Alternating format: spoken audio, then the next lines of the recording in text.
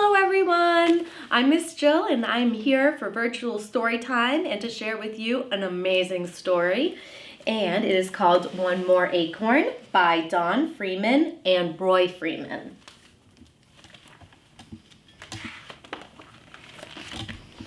Early one morning in the city of Washington, D.C., a lively gray squirrel named Earl looked out of his tree house door and blinked his eyes.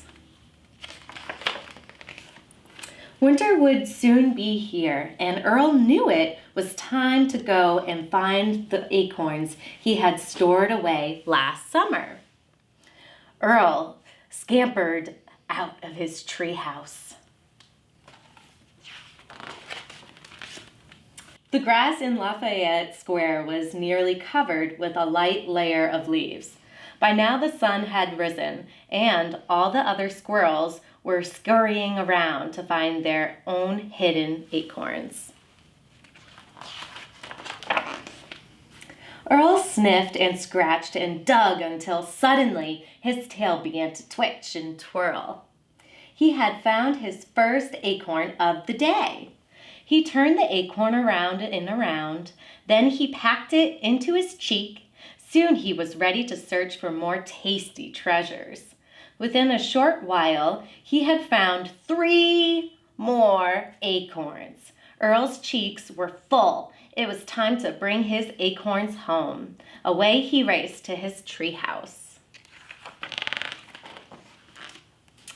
Now you see why Earl needed to hurry. He had a hungry, furry family to feed.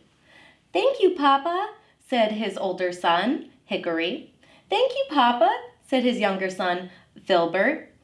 "Ch-ch-ch-ch-ch," says his baby daughter, Hazel, who was too little to talk. "Well done, my dear," said their mother. Down the tree, Earl climbed again to search for more acorns. Then, all at once, he sat up on his haunches and looked around. He thought to himself, I wonder now, where did I hide that great big acorn last summer?"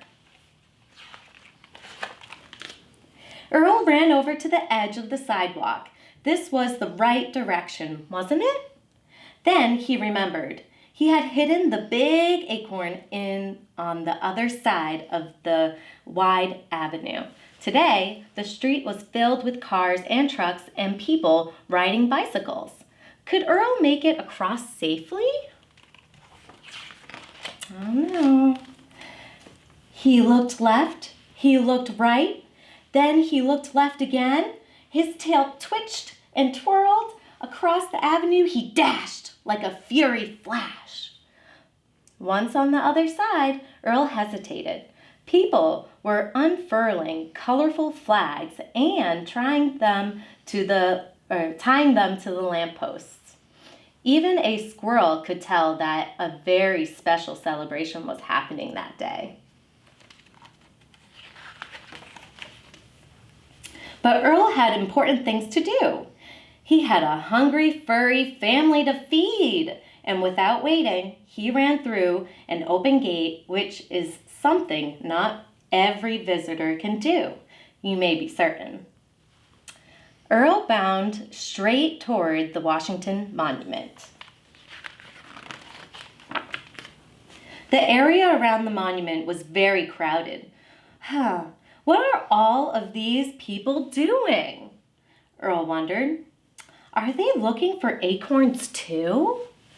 Earl searched and searched, dodging men in big work boots and women in shiny, sharp shoes, but nowhere in all this space could he find a trace of his old tracks or the scent of an acorn. While he was busily sniffing, he heard the gleeful voices of boys and girls. Wherever they were children, Earl knew something good was bound to happen. "Come along now, boys and girls, finish up. It's time to get ready," their teacher called. The children were all bent over, digging in the ground. Maybe they are looking for acorns too, thought Earl. Then one of the children did find an acorn. Earl's acorn. It was just the one he'd been searching for. Before the boy could pick it up, Earl raced over. His tail twitched and twirled. "Do you want this acorn?" asked the boy. "That's okay. You can have it." "Well, I'm glad to hear it," thought Earl, since it was my acorn to begin with. Just then, Earl heard a shrill voice. When teachers really mean it, they can get loud. "Hurry along! We are leaving right now!" "Good luck," the boy said to Earl. "I have to go. Maybe we will see each other again one day." Then off he ran to join the rest of his class.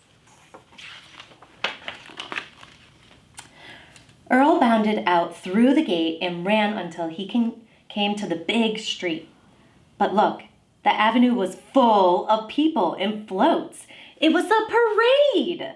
"I will never get across now," he thought. Earl climbed a tree to see how long the parade was, and then he scampered along a branch overlooking the street. "Oh no, it goes on forever," Earl thought. But just then he saw someone who looked familiar. Now, Earl knew just what to do. And he boings all around to the other side. After a short rest to catch his breath, Earl bounded home to his family. He took the big acorn out of his mouth and said, "Look what I brought back for you." "Thank you, Papa," said his older son, Hickory. "Thank you, Papa," said his younger son, Filbert. "Ch-ch-ch-ch," said his baby daughter, Hazel, who was too little to talk. "Well done, my dear," said their mother. The end. Well, I hope you enjoyed this story, One More Acorn, and tune in for next week. Take care.